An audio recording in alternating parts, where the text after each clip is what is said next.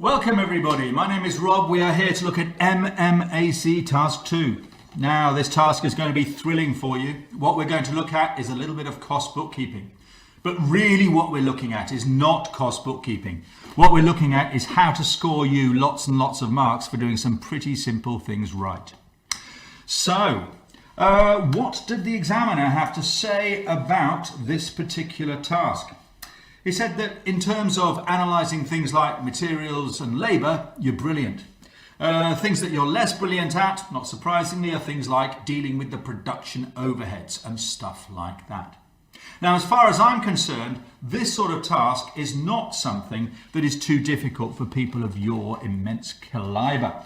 And from that perspective, I'm going to be asking you questions and you're going to be doing all of the answer for me. Is that a deal? I'm going to take that as a yes.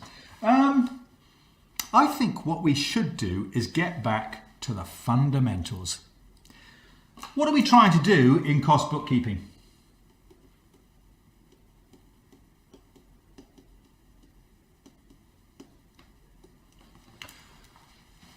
Well, okay, the whole deal is that we are trying to establish linking costs to products that we produce. That's all we're trying to do, okay? So in very simple, most basic terms, what we want to do is we want to say, well, okay, we've got some resources, and those resources will be things like materials, labour and other stuff. And what we want to do is we want to charge them to production. So we've got to find a way of doing that. And once they've been completely produced, then of course what we're going to do is we're going to charge them through to finished goods and hopefully sell them. So that's all we're trying to do. Okay. Now, when we look at cost bookkeeping, the deal is that it should not be difficult. If it is difficult, we are doing something wrong. So what I want to do is I just want to take you through a very potted history of how this all works, and then we will look at an assessment task. So I'm just going to sketch up here 4 accounts. Okay, now of course you could say, Rob, there could be more than 4. And of course you're right, but I'm going to look at the big 4, the ones that are most likely to arise, the ones that we have to have a full awareness of. Okay, so these 4 accounts are, on the one hand, the raw material stock account. We could say the raw material stock control account. Control simply means total. And then, of course, we've got wages account. Okay? Now, as far as I'm concerned, what we're looking at here is that these are simply resources. Things that we spend money on. Things that will be applied to production. And then what we've got to do is we've got to look at the production process itself. Now, if we're looking at the production process, we have 2 areas. We have, first of all, work in progress. And secondly, we have our production overhead control. Well, I just call it production overhead because I'm ignoring the term control throughout, aren't I?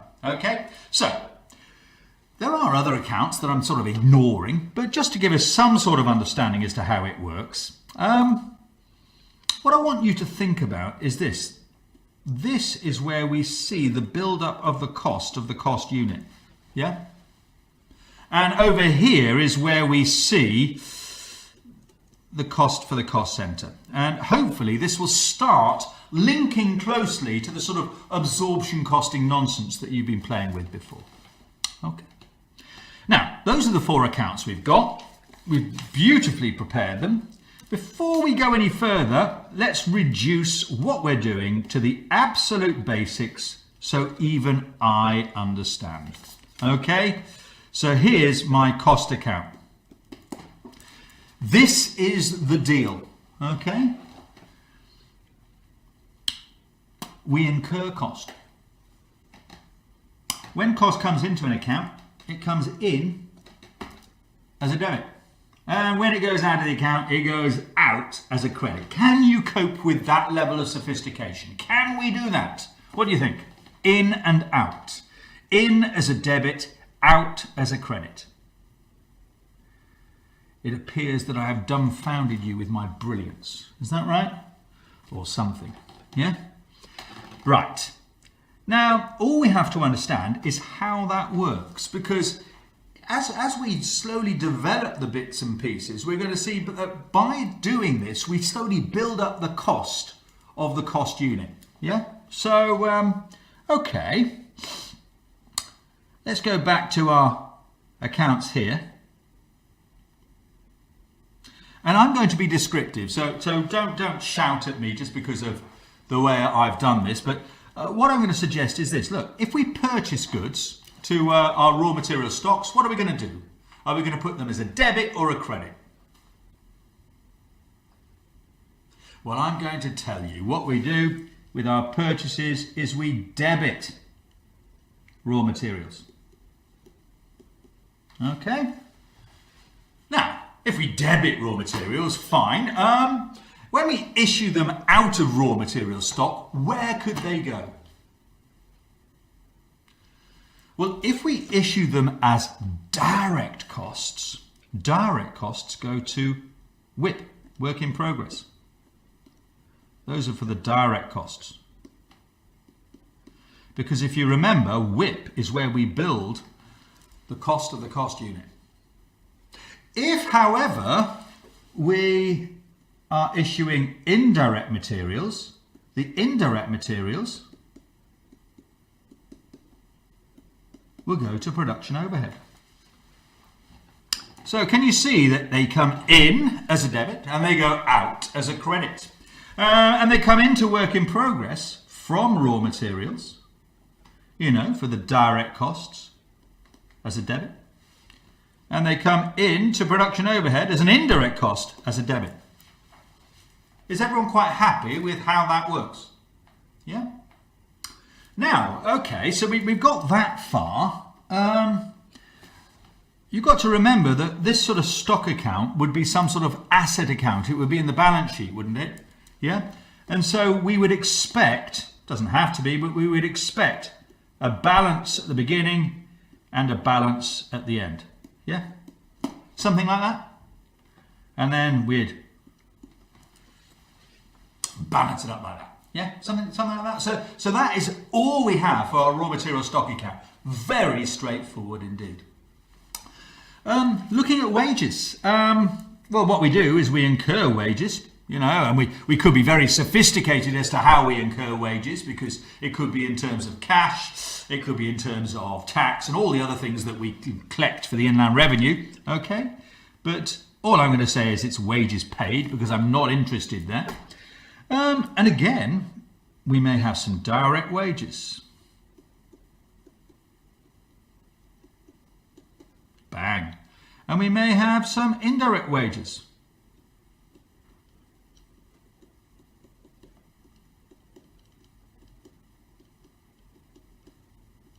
The direct wages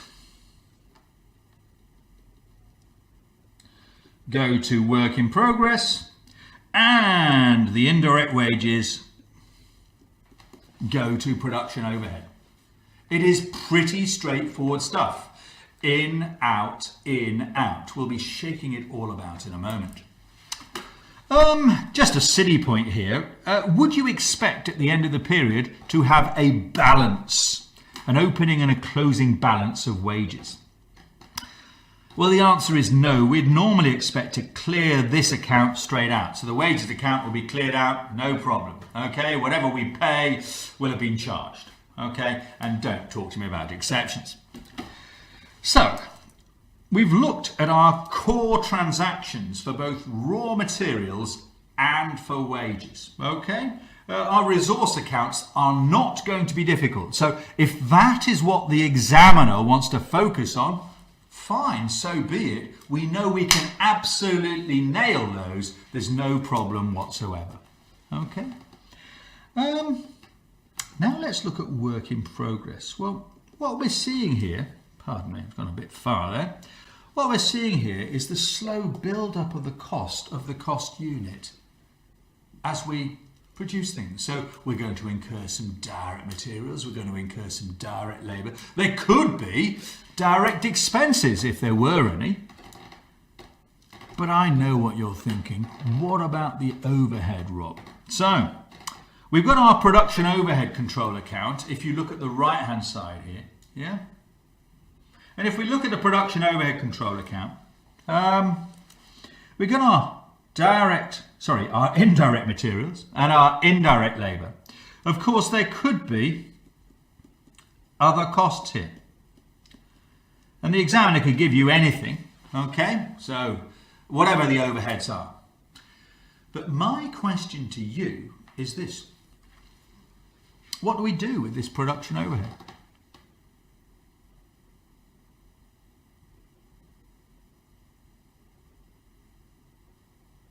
I'll rephrase that. My question to you is, what do you do with the production overhead? Well, the whole point is that we want to see it somewhere over here because we need to charge the production overhead to the cost units. Do you remember that? The build-up of the cost unit? So how do we do that? Any thoughts? Well, I can hear some of you screaming at the screen here. What we have is we have our overhead absorbed. However it is absorbed out of the production overhead control account and in to the work in progress, the WIP account. Okay, so we absorb to build up the cost of the cost unit. And what we should see is that we balance off production overhead. But, silly question for you.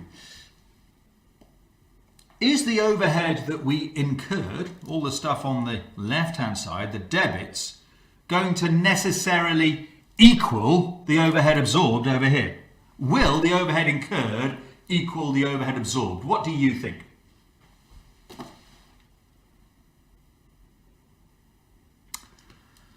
Well, I don't think that it necessarily will. So what you're going to have is some sort of under-over absorption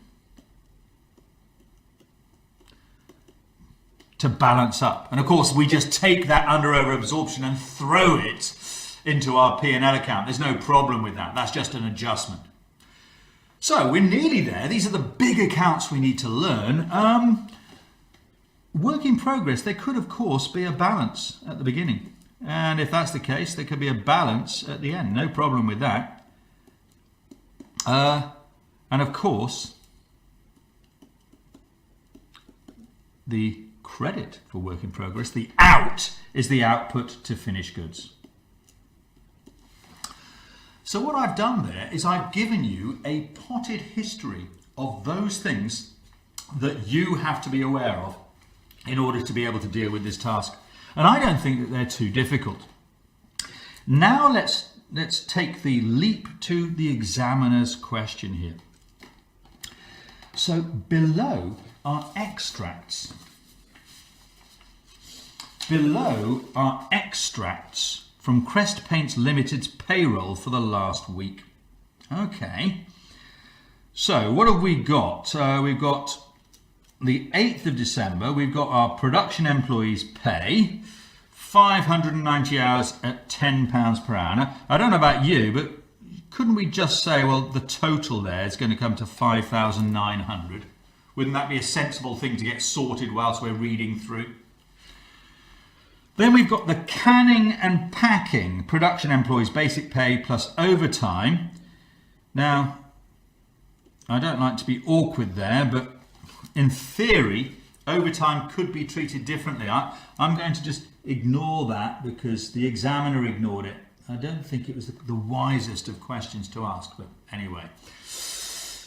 Then we've got our stores department employees pay 2,000 plus a 15% bonus. Now, I've got a feeling that that comes to 2,300. And then we've got the general admin department, staff salaries, 4,000 plus 20% bonus. What's that? 4,800. So we've got 4 transactions that we have to post. Now, looking at these transactions, let's just be slightly careful about what we've got here. When the examiner tells us their production employees, what is the examiner getting at?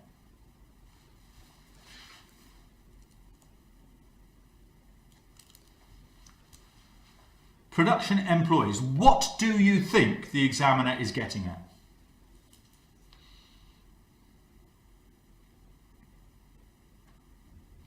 Well, okay, if they're production employees, doesn't that suggest that they are directly related to the product? Yes? And if they're directly related to the product, that means that they are direct costs. Okay? Something to pick up on. Yeah? Whereas when we look at the stores department here, someone working in the stores department, would they be directly related to the production of a single unit? What do you think?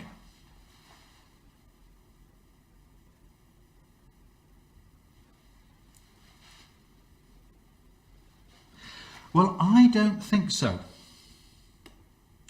They would be what I would call here production overhead. Yeah?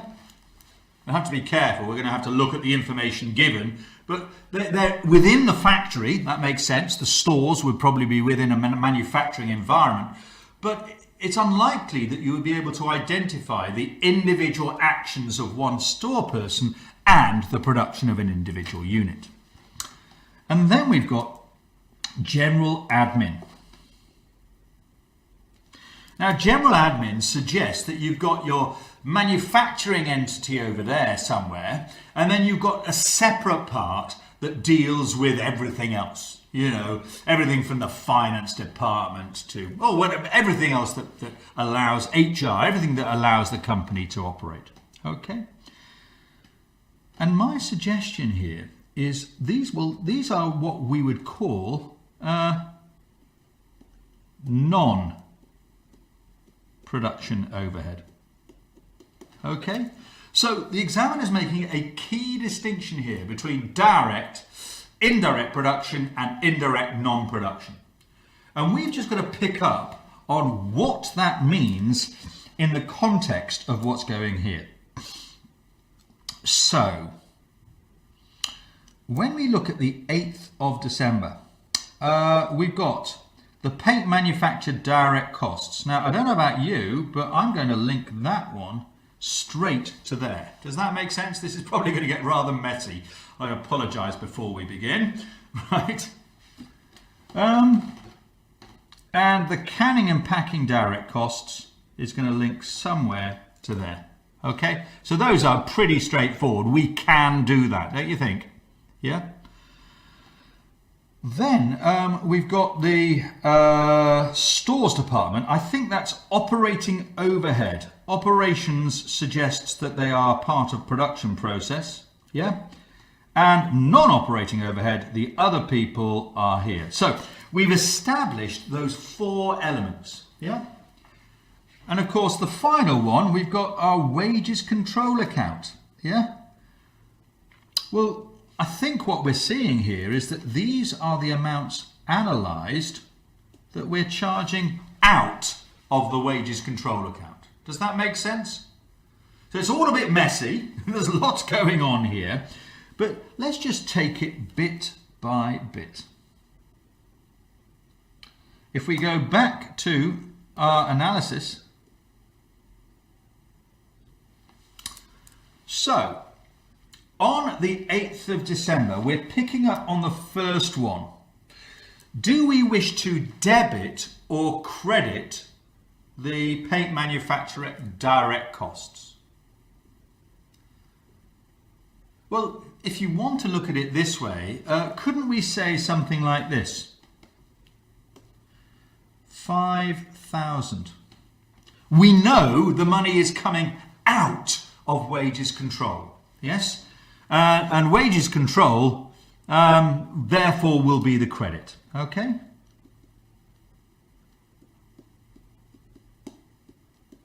Yeah. So out of there, and we've got what? 5,900. And it's going to come in to paint manufacture. I think that's 6,001. Yes.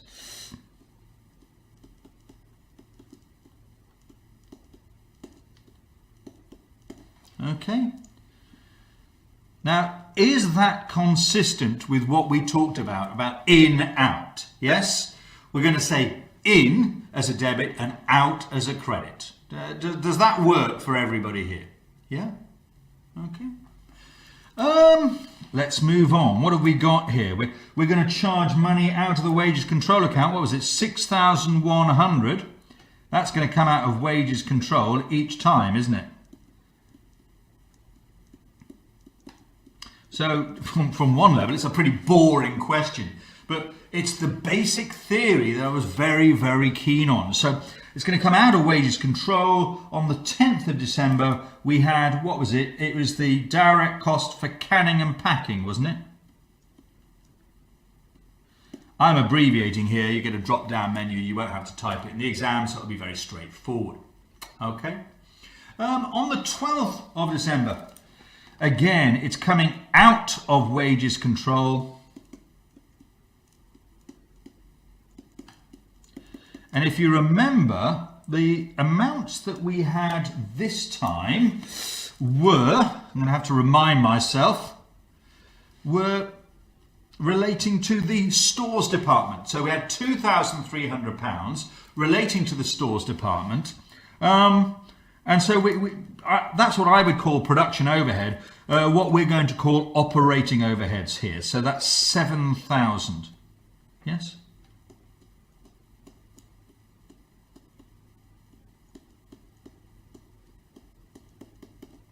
Notice how much time I'm spending on this. It's well worth it. You know what the mark allocation was for this? Well, we'll get to that in a moment. And on the 14th of December, I think we got used to the first part. We're charging it out of wages control account. It's all coming out of the wages control account. We said 4,800, and that goes to the code of 8,000, the non-operating costs. Okay. So, step by step, by methodical step. Just a question for you. How many marks do you think you'd get for doing something like this? How many marks in the exam for you to be able to do just that?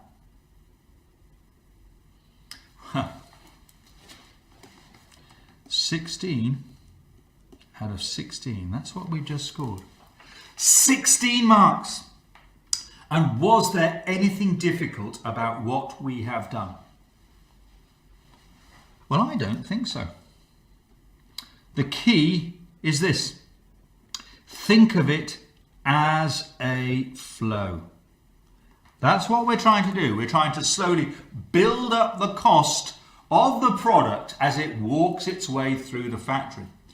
And we're going to do that using T accounts. Double entry bookkeeping. So the simple concept is it comes in, it goes out. It comes in, it goes out. And this goes all the way through everything to do with cost bookkeeping. Now, where is possibly the most fun aspect of cost bookkeeping? Well, I don't think it's too difficult. But maybe what we want to do is to just spend a few minutes thinking about how the examiner will focus on production overheads. What you're going to be given is something like this. You're going to be given elements of cost, and that's very straightforward indeed. You may have a coding issue, you may have to do something exciting with them to calculate them, but in simple terms, if it's an overhead, if it's a production or operating overhead, we're going to dump it as a debit in the production overhead control account. Then the examiner is going to give you some sort of overhead absorption rate. You absorb so much per unit or whatever it is. And so you can calculate how much you absorb out of production overhead and into work in progress. And that is going to give you a balancing figure. So what have you got here? You've got your under-over absorption. Now, this is going to be the final fun bit for you. If we absorb more than we incur, is that over or under absorption?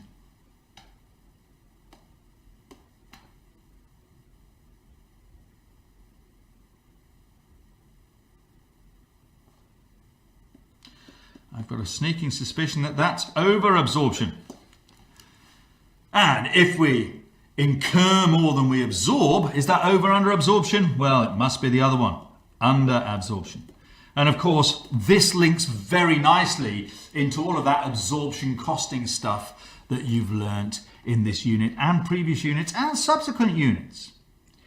So, what I hope I've managed to do here is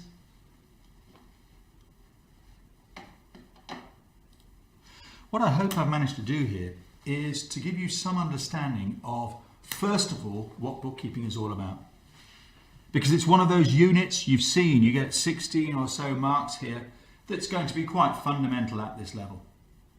And based on that, not only do you understand what you have to do, but that you can do it in the exam, and not only do it in the exam, but be confident of scoring solid marks in the exam for so doing. Anyway, I've enjoyed this. I hope you have. All the very best with your studies.